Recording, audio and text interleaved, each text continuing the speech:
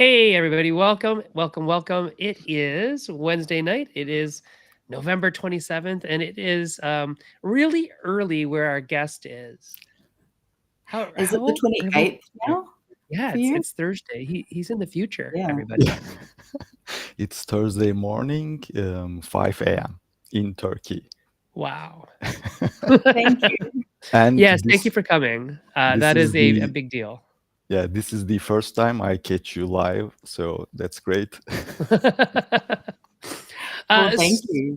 So we have a special guest. This is amazing. This is Derya, and his last name is Çebi. And Derya hails from Turkey. So he is in far-flung future, not quite New Zealand future, Cat, but somewhere between Yeah. New Zealand future and an Eastern, Canada future for you, because you're behind everybody now, currently. I'm at the back now. I was at the front of the line, and now I'm at the back. It's Yeah, you're at the back end of the must train. be the same. And Derya, yeah, Derya is a game designer from Turkey, and he has his first game up on Kickstarter currently, right now, as a print and play. It's called Fly for Pie, and we're going to talk about all of these things today. We're going to talk about Fly for Pie. We're going to talk about game design in Turkey. We're doing all the things because, and I mean, I don't know if we planned this because we actually wanted to have Derya on like months and months ago, and it just didn't pan out. But it was great because yes, it is also, his Kickstarter right now, and yes, it is also American Thanksgiving. So Yeah, it's Turkey Day tomorrow. yeah, not Yeah. that, and he is in tomorrow, but not in Yeah. America. So So for you, you're already in Turkey Day. But I mean, I guess it's Turkey Day every day for you. So yeah, yeah. So I mean, it's hilarious because none of us here are American, so we don't really celebrate Thanksgiving today. I celebrate Thanksgiving, but like a month ago, and Kat Yeah. is only celebrating Thanksgiving because she's currently residing in America. But yes, every Well, day is I'm Turkey Day for Derya. That's correct. I'm going to Thanksgiving because I was invited by friends, but I do have a lot of like things about. Reservations. Yeah. Oh, yeah. That Sure. was the word I was trying not to use, given the Native American connection. Sure. But yes, I get it. yes. I get it. Yeah, Yeah. I have concerns, but nonetheless, it's an opportunity to go and eat delicious food and spend some time with people. So that's Mhm. that's how Exactly. we're getting treated. So let's talk to Derya. Derya, how did you get into board gaming and especially game design and all of that kind of stuff? Where did it all start for you? The first board game I had, I remember I was like 5 or 6 years old. And there's this Titanic game where there's a ship and it rotates during the game, so it sings. It's a very old game. Oh yeah, I do know that one. Yeah. No. Yeah, so that's the first board game I remember. And then things got interesting in high school when we learned about Magic the Gathering. Right. So I would say that's the first modern board game or card game I learned. And did And you learn that in English or yeah, was it translated into Turkish? no, it was always English. And our teachers thought that we were gambling at school. They didn't understand what the magic is, and at that time, internet was not that wide, and we didn't know that Magic got the game, the strategy game of the year award in France. So we couldn't explain them that it's a strategy game, it's in English, we are learning English also. But yeah, and at that time, I had a slight idea about, that's a very cool game.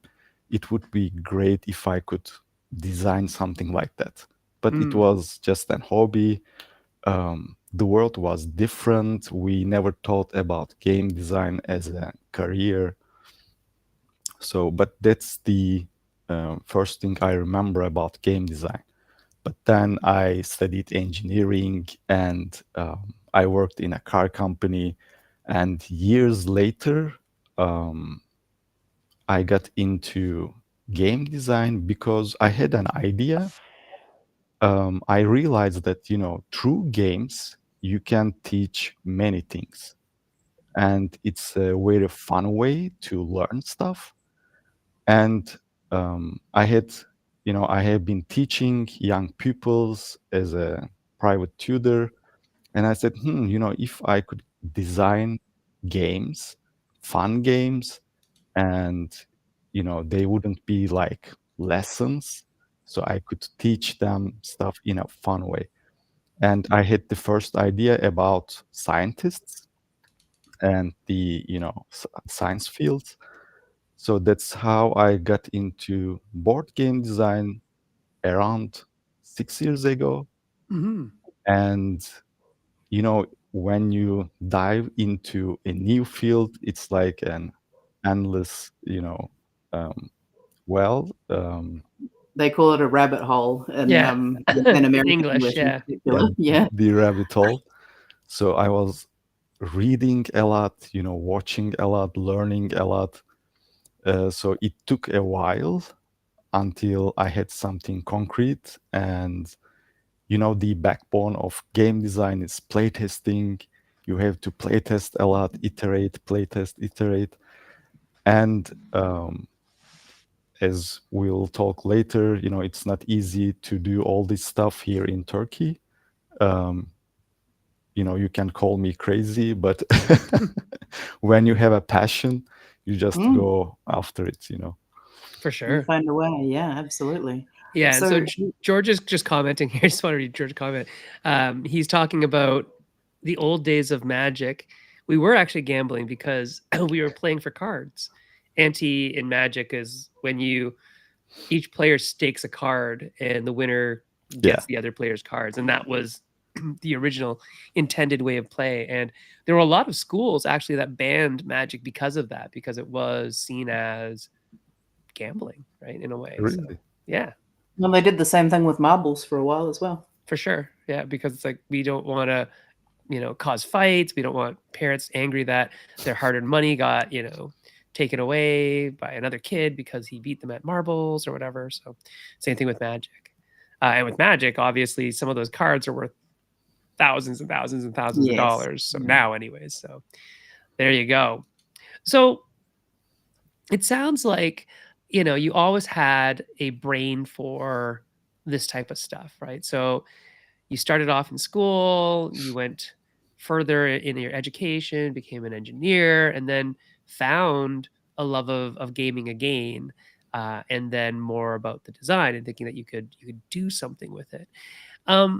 Let's talk about Turkey itself. So I've never been. Kat, have you ever been to Turkey?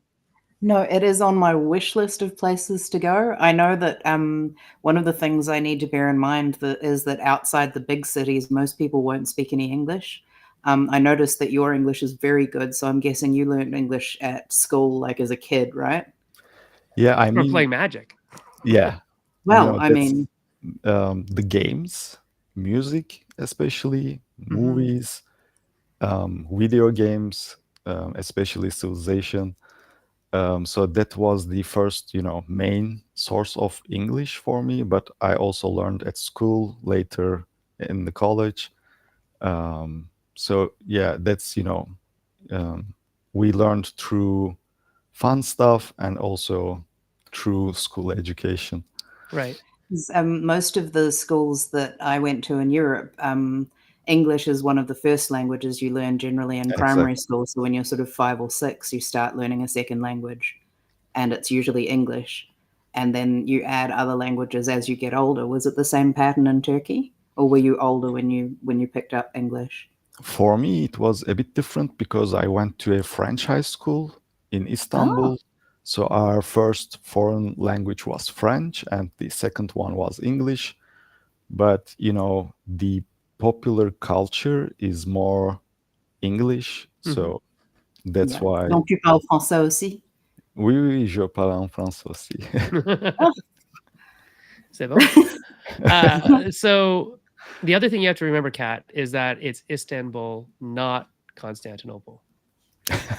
I mean, that changes so often. How are we supposed to know? Why'd they change it? I can't say. No. People just I think liked it someone better should make that a way. song about that. Yeah. Do you know the song we're talking about, Daria? No. Oh, There's it's actually a the very famous song yeah. amongst nerds. It's a very nerdy, famous song called, well, Istanbul. Or Istanbul, Constantinople. not Ah, Constantinople, yeah, I know that Istanbul. song. No, Istanbul, no, no, no, no, no. Yeah, Okay, yeah, so you do know it. Okay, good, yeah. because you I know it. should. It's a great song. Yeah, yeah. It's a great one. So the gaming scene in Istanbul, or in Turkey in general, is it mainly video games, or is it board games, or is it Backgammon. role-playing games, or what is it? So, young people play a lot of video games, of Mhm. course, and now mobile games. Sure. The board game culture is also, um, you know, people play backgammon, Backgammon, yes. Backgammon, yeah. and What Rumikop, do you call it in Turkish? tavla. Oh wow, it's so close to the Greek. The Greek Yeah, is tavli. yeah. Yeah, We that's have why I It would was many. also like, make it's sense, gotta yeah. be backgammon. Yeah. Yeah, we have many similar words with Mm. Greek. So people play tabletop games like this, or poker. They play with poker cards. Mhm. But the modern board games are not that widely played. Sure. It's, I would say, a niche group of people are aware of modern board games. Mhm.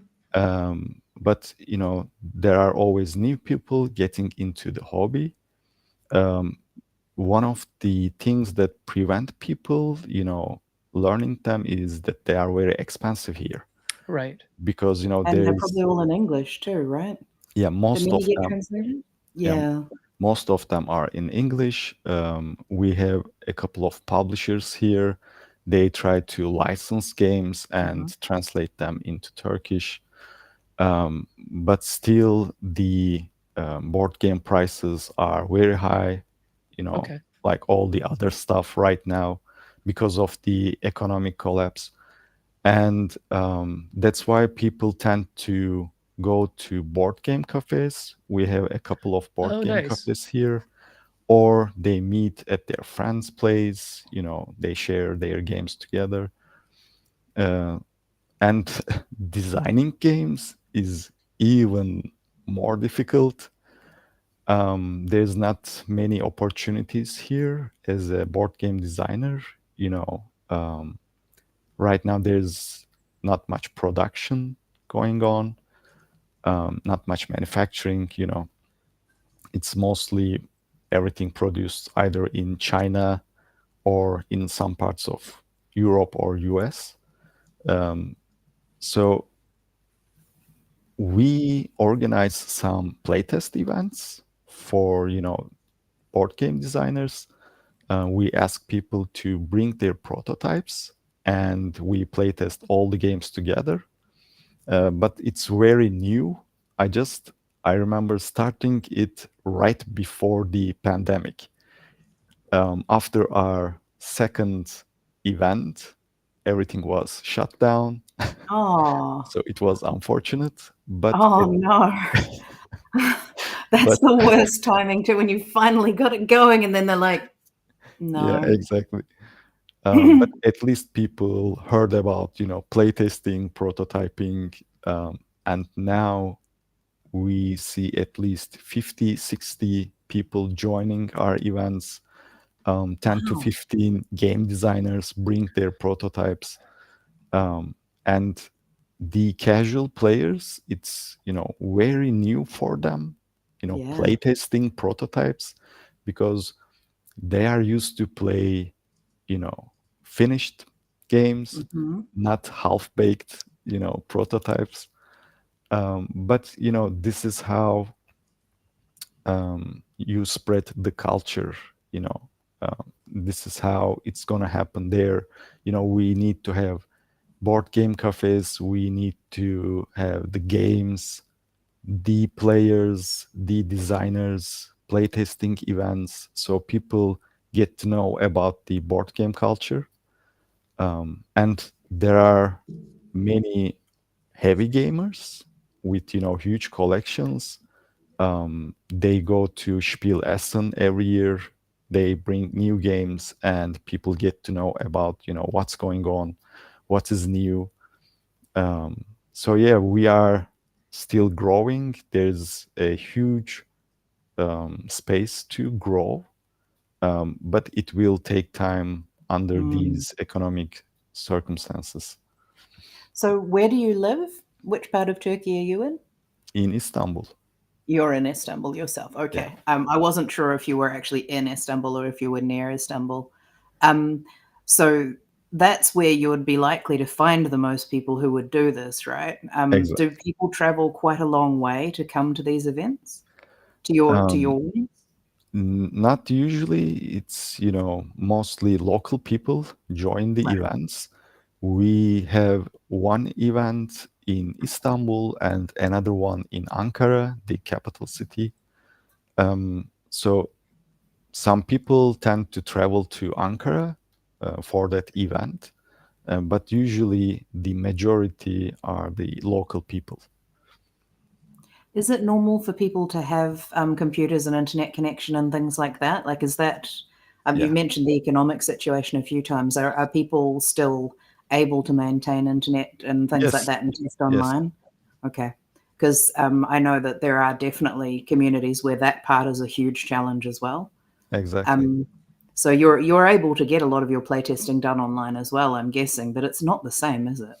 Yeah, I mean, online playtesting is also happening, but as you know, it's much better to have, physical playtests, because I think the best feedback you can get from a playtest is by watching the players' reactions. And if you see them enjoying the game, and maybe wanting to play it again, then it's like the best feedback. That's the Or best one. yeah, Yeah. or if you see them, start playing with their phones, start looking around, then you see that, okay, the game is not there yet, I have to work on stuff. And in that case, you just need to finish the playtest. um, so that's way better to meet in person. I find it way more productive than an online playtest, because Mm. online playtest is a little bit clunky. You don't see people. It's a little bit silent. You don't And get the the experience reaction. gets tainted a little bit by the Yeah, platform, doesn't it? When I people are like, highly "Oh, I dislike it. can't pick it up. I can't pick it up," and they I'm get mad. very, very opposed to online testing. Yeah, I can't stand it. I know that it's a necessary tool, Oh yeah, I do it. but I just dislike it greatly. I well, I can't. But one of the things I wanted to ask about playtesting, just before we move on from that, Hmm. you would be needing to train people to give feedback at the moment, wouldn't you? You're still at the stage where you get a lot of the people who are coming who've never done this and don't know what to expect. How is that for Exactly. you? What's the experience of doing that? It's interesting because, you call people to the event to, explain your games. But first, you have to explain them how to playtest a game. What is the Right. difference between playing a game and playtesting a game? For instance, you don't play to win during a playtest. So we need to, of course, explain them what do we expect from a playtest and what they should expect from a playtesting event. That's Um, a good point. Do you have a document that has any of these like nuggets of wisdom, or right you just now, explain it all verbally? yeah, right now we explain everything verbally, Hmm. because it's um, you ask people to spend their time to play test your game, your half-baked idea. So when you give them something to read before coming, I think it's not Feels like very, homework. yeah, Sure. Yeah, I Mm, get that. yeah. I was just wondering because I think it'd be a very useful document for lots of people, whether they're Mm. experienced or not, just because you never know who's walking through the door. here in America and Canada, when we do unpubs and protospiels and things like that, unpubs especially are actually, there's lots of people who've never ever play tested before who just kind of show up because it happens in like a public hotel. It was hilarious. So we were at Unpub last May. What was it? May? March. It was March. Oh, you mean Unpub Prime? Yeah, Prime. Yes. Yeah. This was March, and Kat was there and I was there. And I don't know if you remember, there was like a lacrosse tournament going on. Oh, yes. Yep. And there was like a bunch of like smelly teenage boys who are like on their high school's lacrosse team. Lacrosse is a sport. It's a North American, it's actually an indigenous sport, speaking of Turkey Day. And it's basically, you have like a stick that has a woven basket at the end, and you are, it's like throwing a ball to and from each other and trying to score in a net with the ball. It's a great game.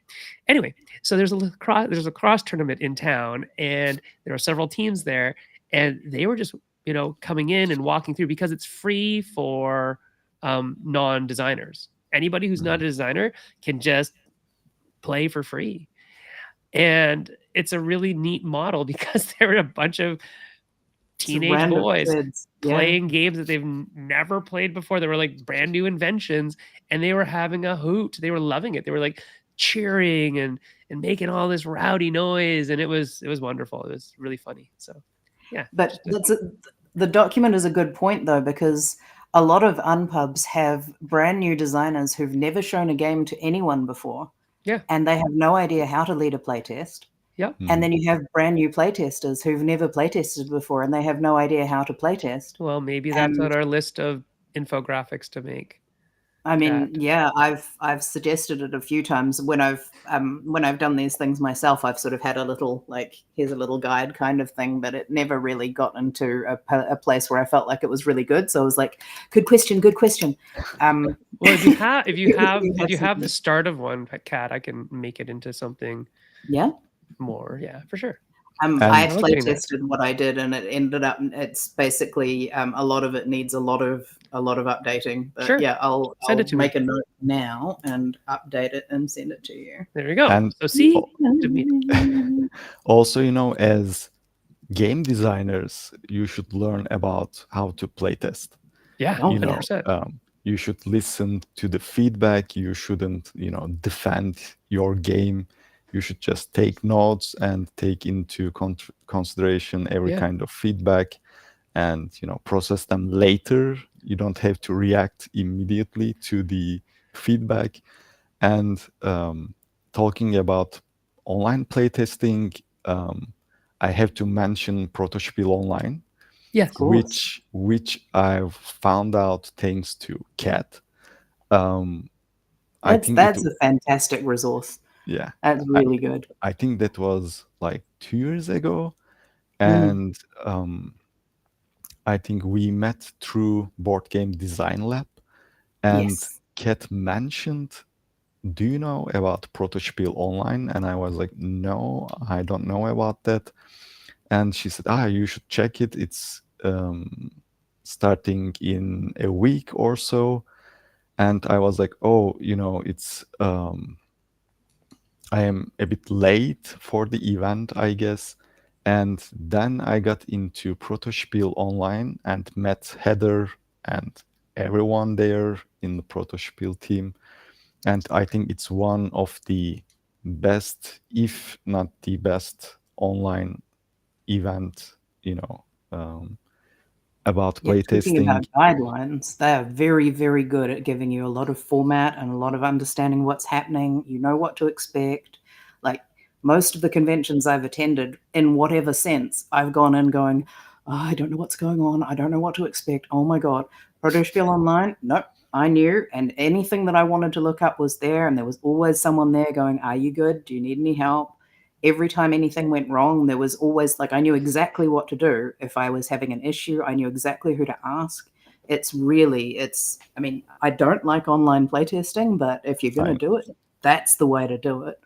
It was really, really good. Yeah, it's one of the best communities. It was very welcoming, helpful, and I got one of the best feedbacks there, because people, they don't try to sugarcoat everything. Mhm. They tell you their honest thoughts about your game, but in a very kind way. Yes, Um, constructively. so They've built it really well. exactly. And Sabrina, she was here a couple of weeks ago, Mhm. I think. Sabrina saved Fly for Pie actually during the first playtest. She gave the best feedback, and I was like, yeah, this will solve all the problems in the game. So I cannot thank her enough. Well, So that's a very good segue to move on to Fly for Pie. Okay, so I'm gonna call up Which another is couple also very appropriate given that it's Thanksgiving and Americans are very into pies at Thanksgiving. So, specifically pumpkin pie, but all yes. sorts of other pies too. yeah, So let's And take a pecan. look at. I'm gonna move us all around a little bit. Nope, that's not what I wanted. There There we we are. go. All right, so let's actually do this. So what do we have here? We have a Project bunch we of love, you got pictures. it. You got a project we love on Kickstarter.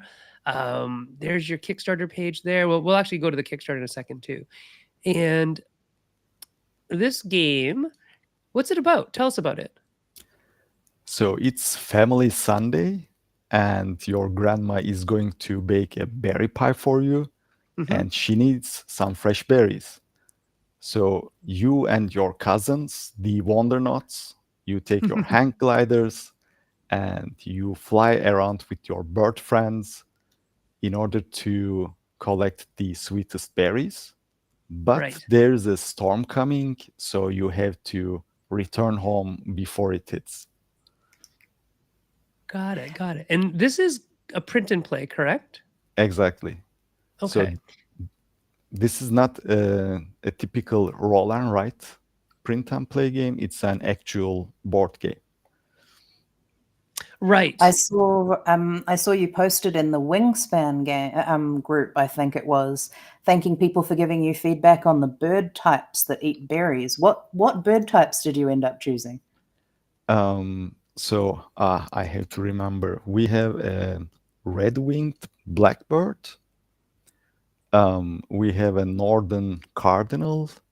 We have a cheddar waxwing, and we have an eastern bluebird. Oh wow, Very nice. that's a That's good a lot of selection. different. So I So, tried to pick ones, matching the colors. And thanks to the Wingspan community, it was easy. That I was an like that. excellent idea to make use of a community like that That's to right. get that feedback as well, because they'll also be thinking about your game too. Ah, But I well like it done. because it's not Wingspan adjacent at all. Like it's not Yes, using the birds as the main feature, but it's like, hey, I need to know something about birds and birds of certain colors, and I see that your player matches your bird color and all that kind of stuff. That's important. Um, And I want to mention, Wingspan is like one of my favorite games because it's a, thematic game.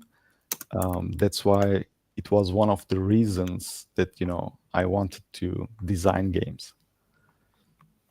So yes, kudos totally. to Elizabeth and Jamie.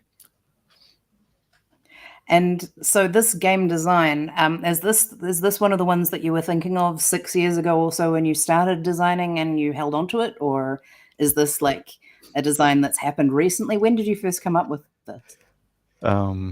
First it's like 6 years ago, I came up with the scientists game idea.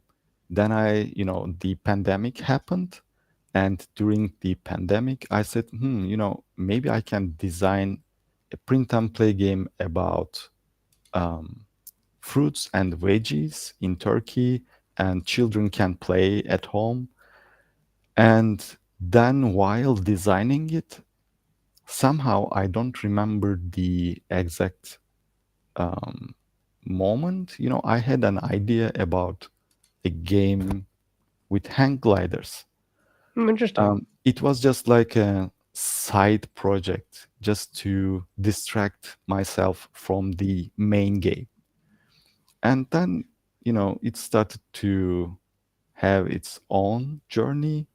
And here we are. So, it started with the hang gliding theme. And then I said, what they can do, maybe collect something. And they can collect maybe berries, but for what? Um, yeah, maybe their grandma will bake berry pie for them.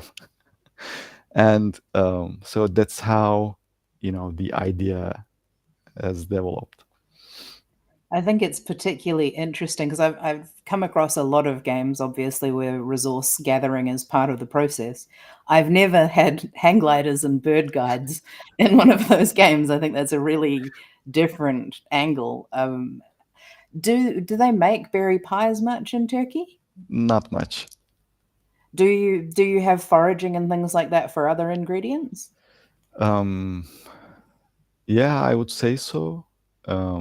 We have, we are very lucky with the climate here and Mm, with the soil. So we have most of the subtropic um, plants. So you can have a lot of, different types of fruits and veggies here. And of course, now, you import other stuff from different parts of the world. But we are very lucky when it comes down to the agriculture. yes, I mean the food in Turkey in general is one of the main reasons I want to go.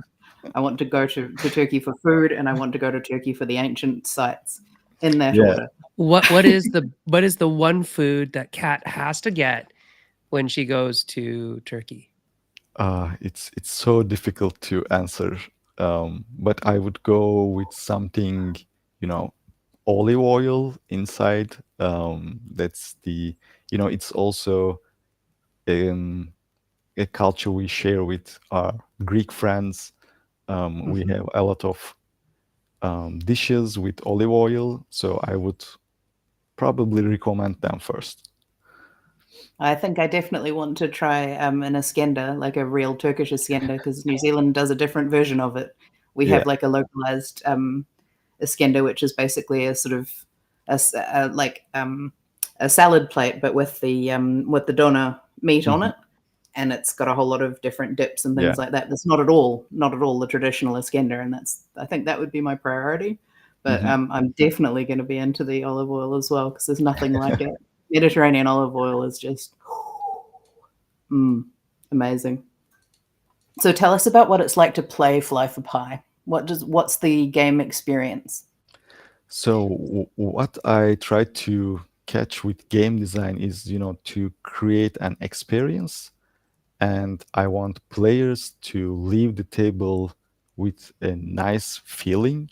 Um, so with my inspirations for Fly for Pie were Deep Sea Adventure. I don't Mm-hmm. know if you know that one, and Yep. Clank. Oh, So, okay. the aspect of collecting something and, try to escape or run from an event. That's the idea I liked a lot while playing them because, I experienced a rush of, feelings. So that's why I tried to catch that in this game. So you start from home, you fly around the mountains and over the forests. So you try to collect the sweetest berries. So, Mm-hmm. but you don't know where they are. You have to just land and start collecting them. And when you taste them, when you draw the card, you know how tasty they are. And you That have is 100% accurate, by the way, because when I was a kid, my granddad had this amazing garden, and we would go there every Christmas. And Christmas in New Zealand is in summer, and we would be sent into the raspberry cage. So the raspberries are enclosed in this Mhm. cage that is head height for a kid and means adults have to bend over.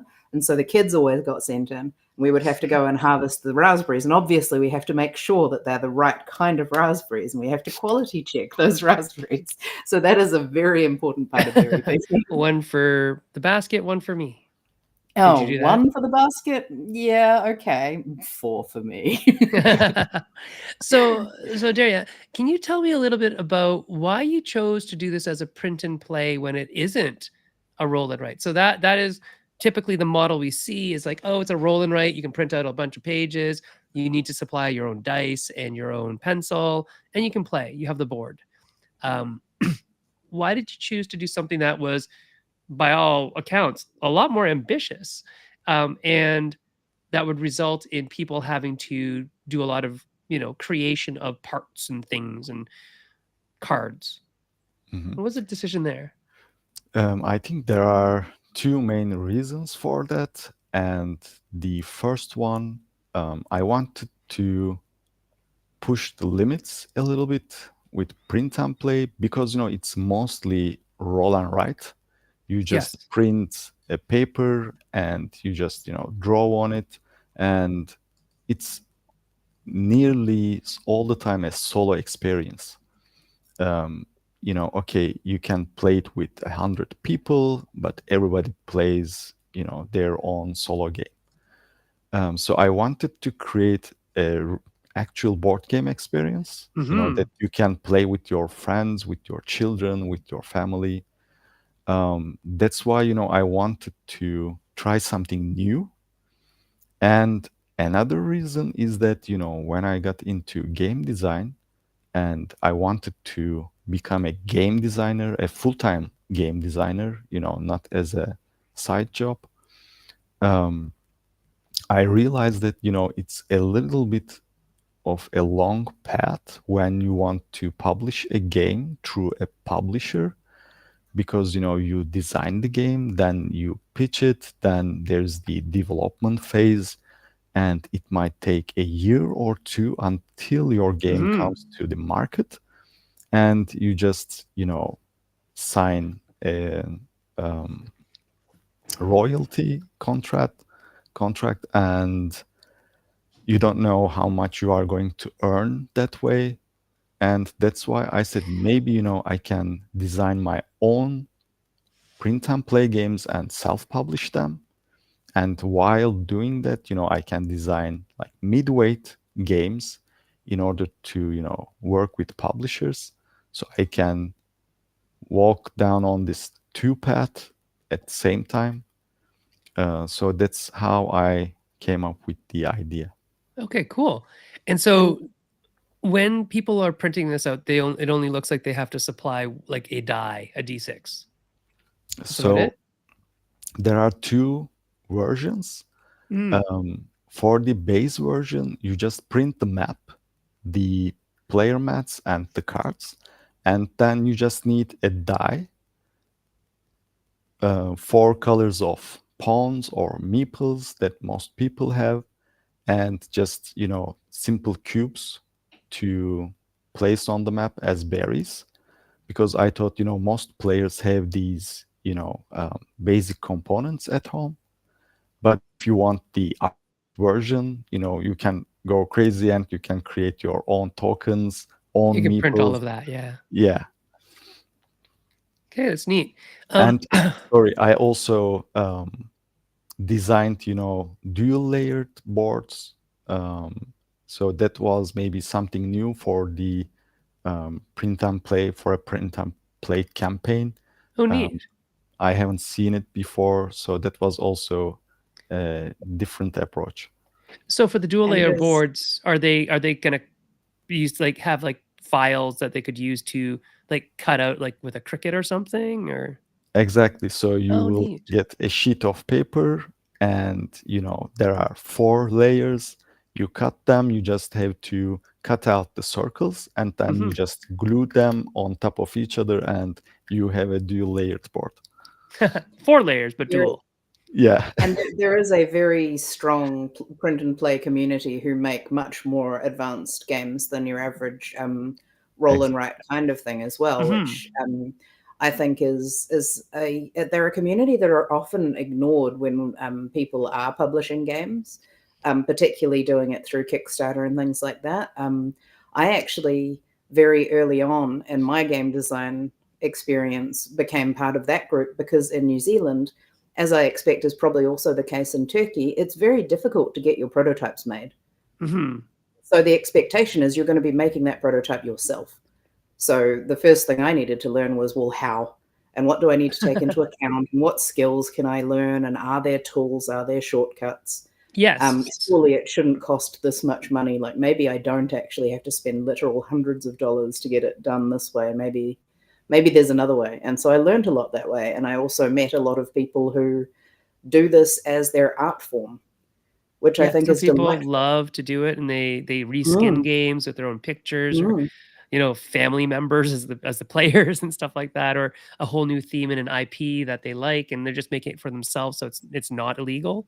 And if you are listening and you want to go, or watching and you want to go to a place that has that kind of information, Facebook groups like Martin's Print and Play Hideaway are kind of the best places to go, where they're going to talk about the tools and the techniques, tips and tricks on how to present and make print and play files to give away to other people, to send to other people, because it's actually like a technical format in order to get the most out of the fewest pieces of paper, or to make low ink versions, but versions that still have enough, graphic information on them.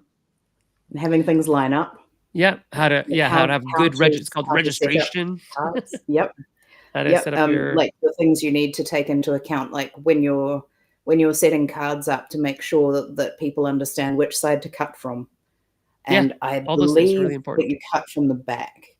I think that's the right way around. But Martin's probably going to have my head for that if I got it wrong. But Martin has been on this show as well, so you're welcome to go and watch that episode. So you can watch that episode, and if you're a member of the TTGDA, the Tabletop Game Designers Association, Martin will be my guest on the webinar for January. So January, the last Wednesday in January, we'll have Martin here for that. And Derya, actually, you and I have had conversations about the TTGDA before, in that it's expensive, right? Mm-hmm. And we need to for try to figure out. I mean, yeah, well, for people who are in areas of the world where, it's not as wealthy, right? And that's just that's reality, and we have to figure out how to deal with that. So we are working on that. So hopefully we'll be able to have some ways to accommodate people in the near future. I want to talk to you a little bit more about your game, and just ask, in terms of the mechanics, you have set, collection, pick up and deliver, and push your luck as the game mechanisms, as the core mechanisms. Why did you pick those ones for a print and play game? Was it part of the print and play process, or was it, that's just the game that I made and here's how I'm delivering it? Yeah, I mean, I don't pick mechanics before starting the game. I don't say like, okay, I will use these mechanics.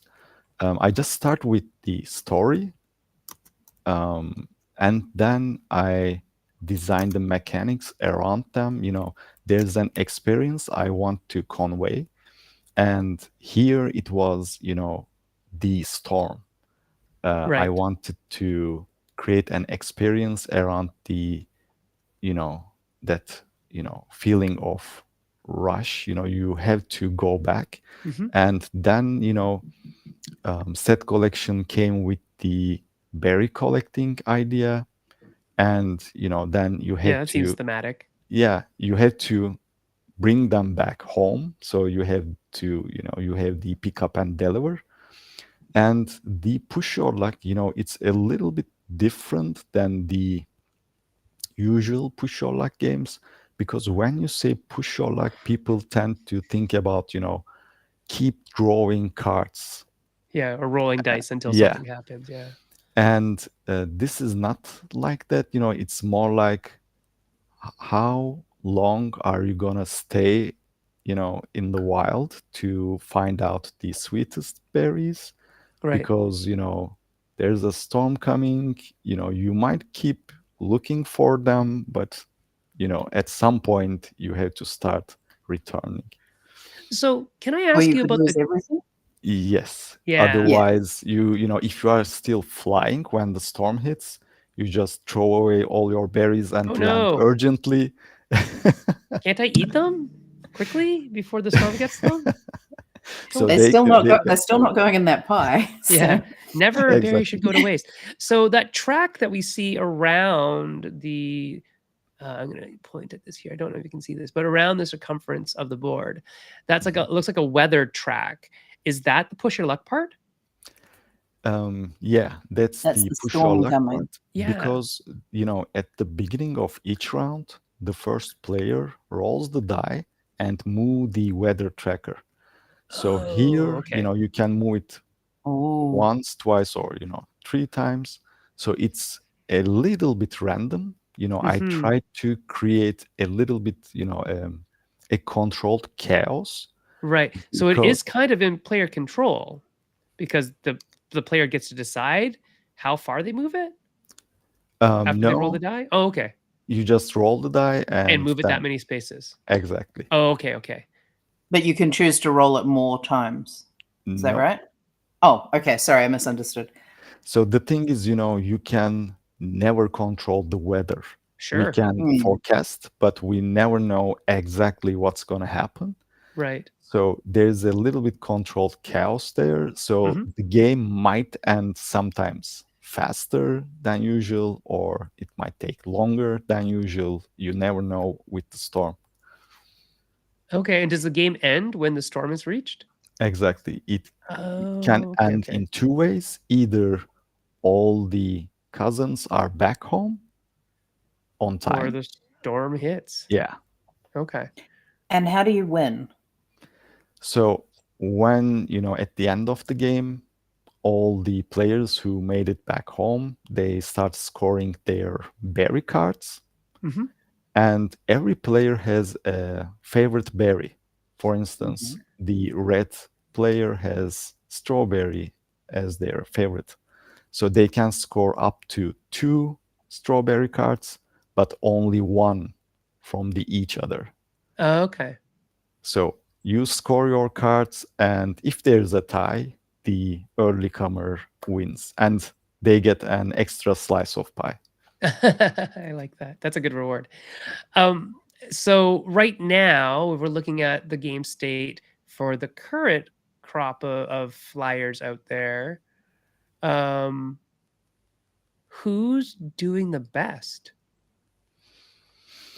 So it's difficult for me to see the You haven't number. been looking at your Facebook, your Kickstarter page over and over again?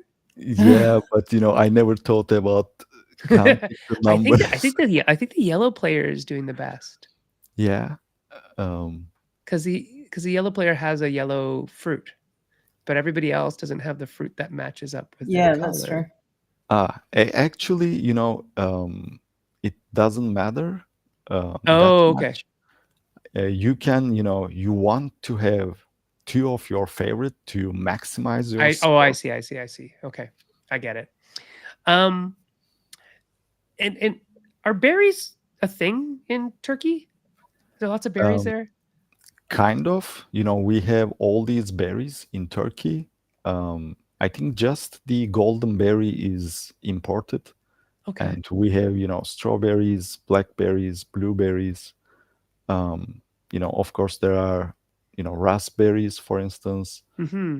Um, so gooseberries also, yeah. Um, and I But none of think them were people, yellow, so golden berries it was. There you go. yeah, I mean, golden berry, you know, the first time I designed the game, it was, you know, I didn't have the golden berry. I had Mm-hmm. raspberry instead. But then during the development phase, I said, okay, it's better to have a different color for each of Mm. them. And Jesse, my friend from Canada, he mentioned cloudberries. And I Mm. used cloudberries for a period of time, but then I realized they are not that common. It's very difficult to find them. People Right. don't know about them that much. So Yeah. then I turned to goldenberry. And people think it's a orange or mandarin Yes. sometimes. Yeah. So I have to explain it. No, no, Uh, no. That's good though. People should learn something from games.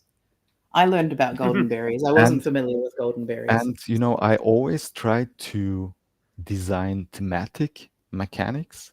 Hmm. For instance, one of the um, mechanics that people like the most is that at the beginning of the game you can fly over the forests but not the mountains. But as you keep collecting berries, you get heavier and your altitude drops down. So Oh, Oh, okay, yeah. after getting your fourth berry, Now you have you to fly cover around the mountains. Oh, okay. no, you cover the forests, and forests become also like mountains. You cannot Right, fly over the impassable. forest. Yeah. I see, I see. And you have bird friends. Yeah, I And wanted to ask about those bird friends. I like friends. So, so if you give them berries, they help you, and they can help you ah, in two ways. So the first one is that, birds are experts at finding thermal waves because sure. they, gain altitude, and hang gliders follow them to two do things that. to learn. Oh, yeah, Yeah. yeah. That makes And sense. Yes. and So they people who give actually practice hang gliding as a sport will watch birds to learn where the thermal updrafts are. exactly. And they give you, the ability to fly in plus one direction, Mm. or they fly around and taste berries and they give you information. So, you peek at two berry decks, you check them and you put them back either on top or bottom. So Right.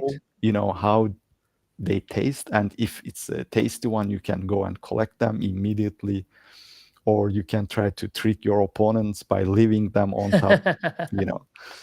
I like that. So the birds help you filter out the cards, Exactly. and they can also allow you to fly further, but it's a cost of a berry. Now you might not be looking for that particular berry, so that's okay, right? You have an extra berry in your And pack. some berries are not that tasty, so you want to get rid of them. Right. Got it, got it, got it.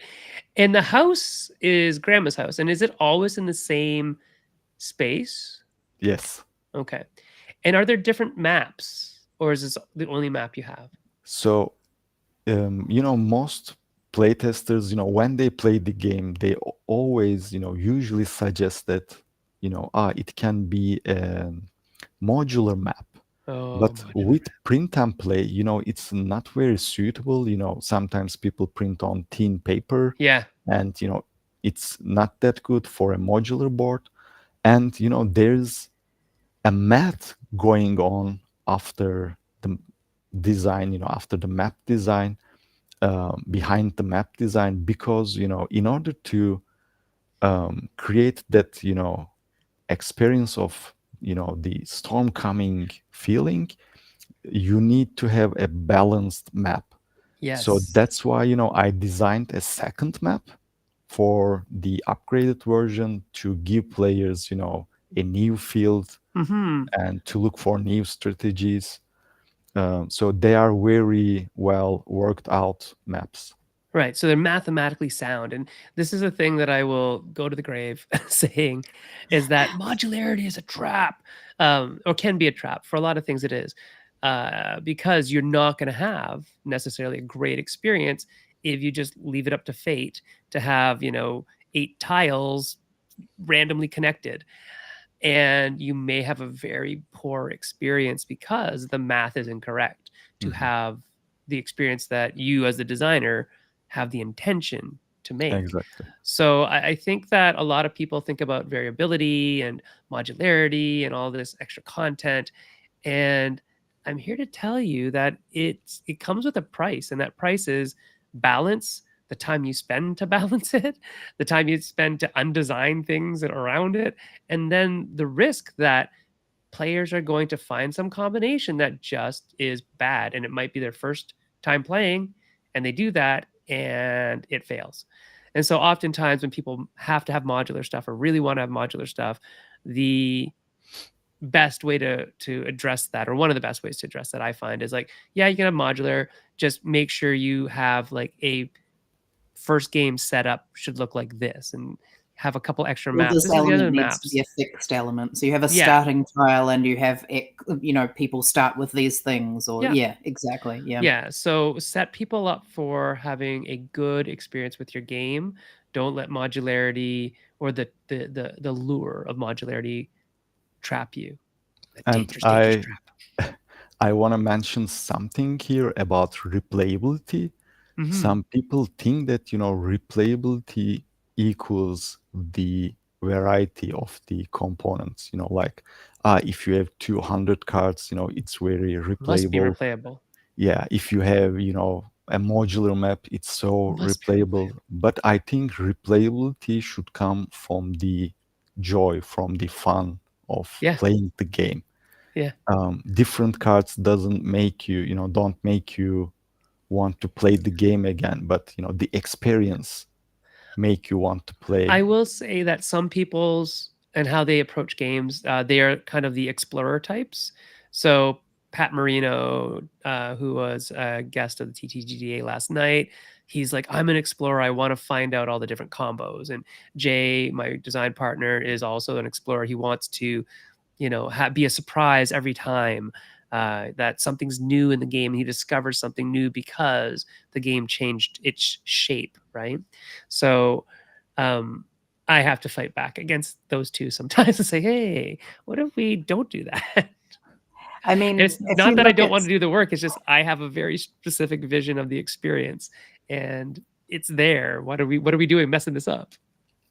No, but I mean, if you look at some of the most successful, longest living games in history, Oh yeah, they're they're things static. like backgammon or chess or checkers, and they're definitely not modular. And the game is all about those particular situations that you attempt to create, and that's what's so brilliant about them. Like, Yeah, and most gamers, to be completely blunt about it, most modern gamers in the larger markets where they, go by, a game a week type thing or more, they only excuse me, play their are you? I'm just estimating here. They only play their games like once or twice, and they're not gonna go through all the content. They're not gonna get there, which is why campaigns are also potentially a trap. So, anyways, lots of traps, but we'll talk about that all later. Yeah, Troy is saying that Uno has 200 cards, repleted gameplay, and kids still love to play it years and years and years, right? Because the experience is Well, I mean, also good. Uno is based on a game that uses your standard card deck, which in New Zealand we called Last Card. It's Mhm. got a couple of other names, and that 52 card deck is absolutely fine as well. Like, there's so much you can do with. I think, Troy, it's actually probably sold way more than that Yep, in its lifespan, I'd say it's right? considerably, yeah. Yeah. So, oh my gosh, we've talked for an hour. Yeah, we did it. I just wanted to let people know that there is an not an itch.io version, sorry, a playingcards.io version of Drea's game, Fly for Pie, up, and you just download the file, set up the game, and play it. And there's a rule book, there's a how to play video. You can find that all on the Kickstarter page for Fly for Pie. And this is wonderful because it's so very well put together for such a Yes. simple product. And people are delivering in both US and A4 format, which is great for international. And I think only a couple countries use the US letter format, like Canada and the United States, but big population, right? Not compared to the rest of the world, but you are currently From a sitting at buying perspective. yes. You're Yeah. currently sitting at, let's see here, where is it? Yeah, that's what I wanted to Hey, know. What's it up to? Yeah. 1980. So you are like 10 times, more than 10 times your goal, which is great. And that's in Canadian dollars. So I'm not sure what the original funding was. Oh, You can hover. euros, of Yeah. course. So 13 times your original goal.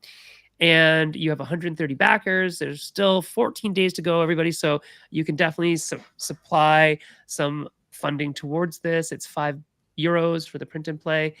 And you know, the interesting thing about this, Derya, is And that you're right. In the end, that's as much money as some designers make in total from a game that they pitched, Hmm. right? And you get to control everything about it, right? And that's Exactly. interesting. and the upgraded version, I think, was €10. Is that right? Yes. I also saw a post somewhere where you were asking about your the 3D print files for the tokens. Oh, Mhm. nice. Is that is that going to be part of the enhanced one, or is that like, or that will that be a file that you'll be selling separately, or? It's all part of the upgraded version. Okay. Awesome. So for those people who don't feel like using, random cubes that they've got floating around the house, and who has that anyway?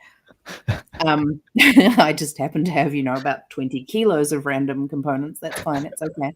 Um, but should I be someone who did not, but did happen to have a 3D printer, I There you do go. also have that option.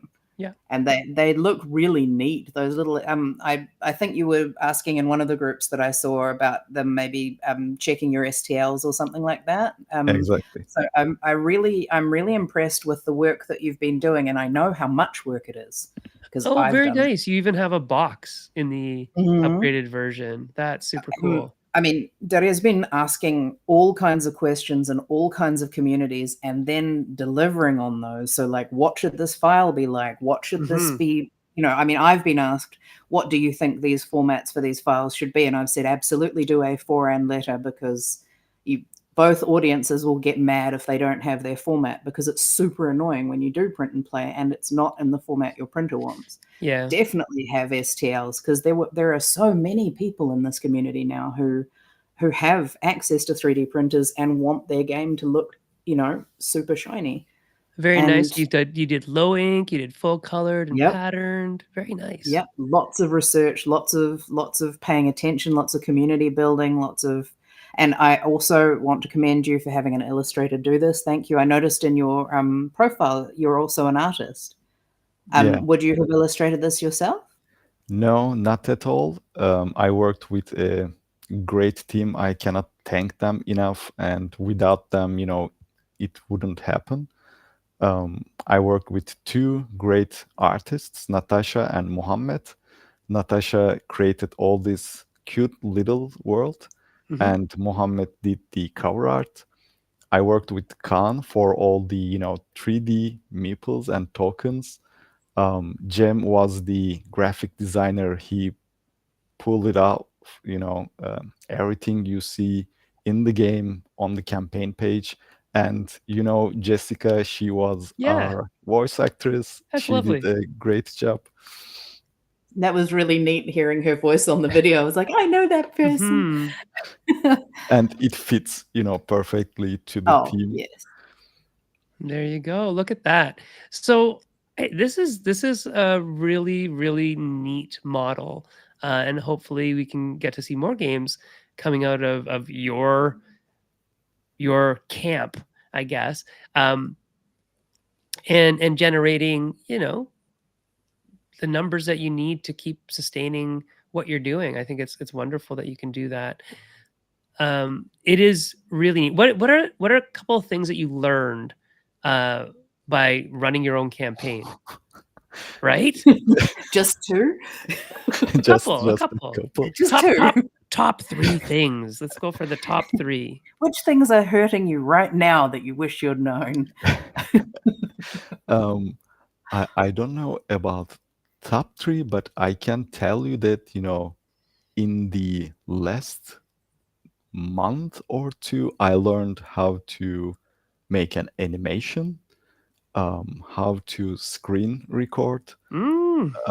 how to, record my voice myself on camera hundreds times, hundreds of times. Um, so, and, after launching the campaign, I've seen the creator dashboard, for the first time. So I am still, learning. What should I do here? I Oh, am, one tip before your campaign closes, get any information out of there that you can. I always forget which things you lose access to, Mhm. but once your campaign ends, there are some things you're not going to be able to get. And I think a lot of that is in the data area. Like there's the detailed data, you can't get it afterwards. So, get everything you can before, in the Okay. couple of days before your campaign closes, just get all of that information. Yeah, Download so everything it gives you access to, just in like case. ask somebody, or just download everything that you can. And I I mean, just would anyway, just in Yeah. case. Redundancy is good.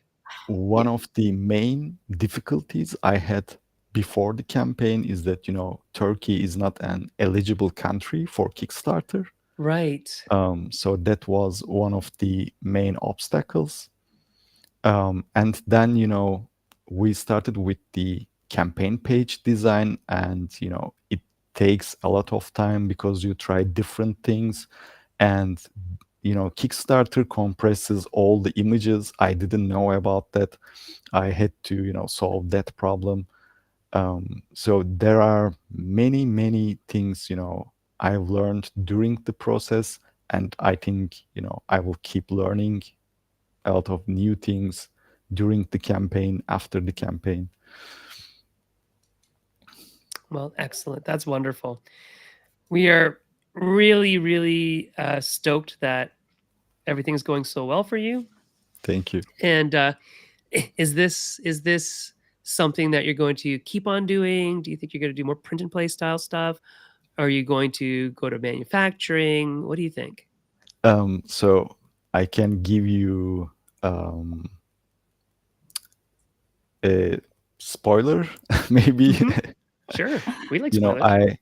This is the, Fly for Pie is the first adventure of these cousins, Wondernauts. Yeah. the Wondernauts, and the second adventure will take place under the ocean. Ooh, They will be planting corals. nice. Oh. So that's gonna be their new adventure. I have several ideas for their adventures already, and I am working on a midweight game for my, for the plant game. I already know the artist I would like to work with. So I think, my goal is to publish a print and play game myself Mhm. every year, and hopefully publish, sign a game with a publisher. So every year you do one on your own, and you hope to sign one with Yeah. a publisher as well. That's cool. That's totally It's a a very doable thing. sensible. Mhm. Yeah. Yeah. I like how you're setting reasonable goals. I like that. Excellent. Well, you know what, everybody? It is that time of the day.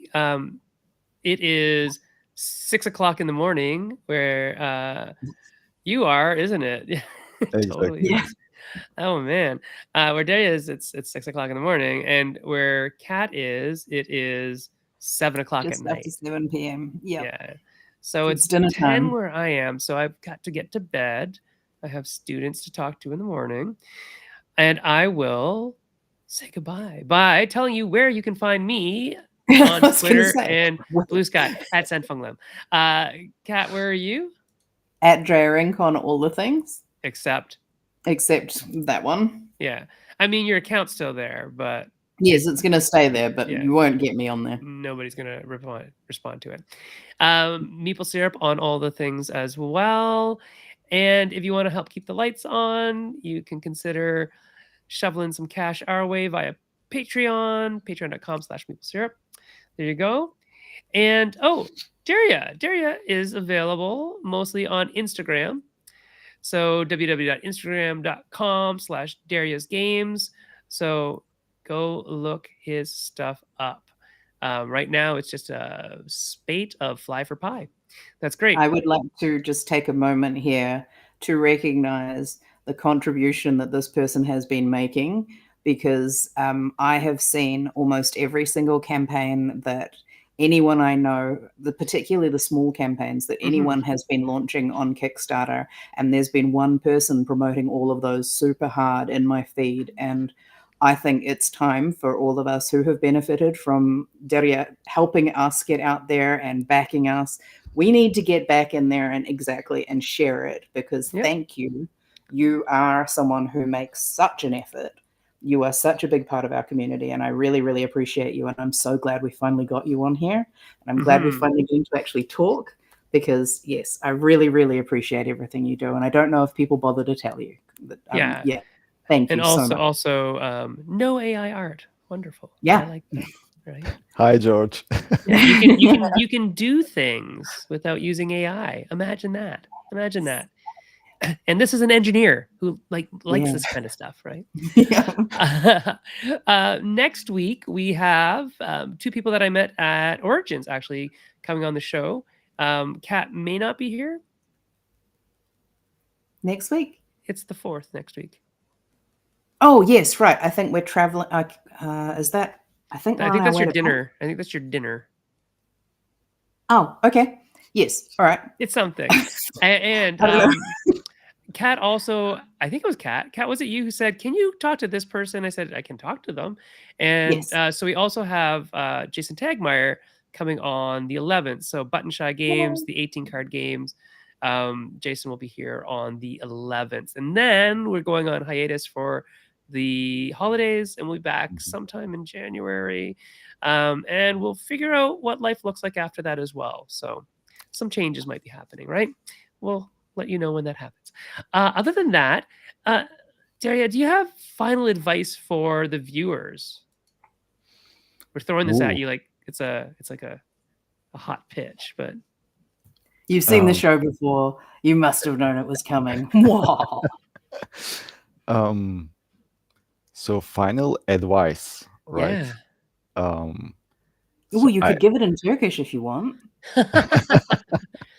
Is there like a cool Turkish like nugget of wisdom? Final advice or wish would be, I would like them to support indie designers in this field, because there are many big players and we get lost among the crowd. So it's very difficult to survive as an indie board game designer or publisher. So please keep supporting the indie designer community. Excellent. And I think you'll find some really cool stuff out there that isn't, aimed at the lowest common denominator or the mass market or things like that. So you'll find some really interesting stuff out there amongst the indie designers who are willing to take a risk, right? Exactly. There you go. Cool. So we'll see you guys in 7 days. We'll be back with the Sugarworks crew, and then a week later with Jason Tagmeyer. We'll talk to you later. Bye.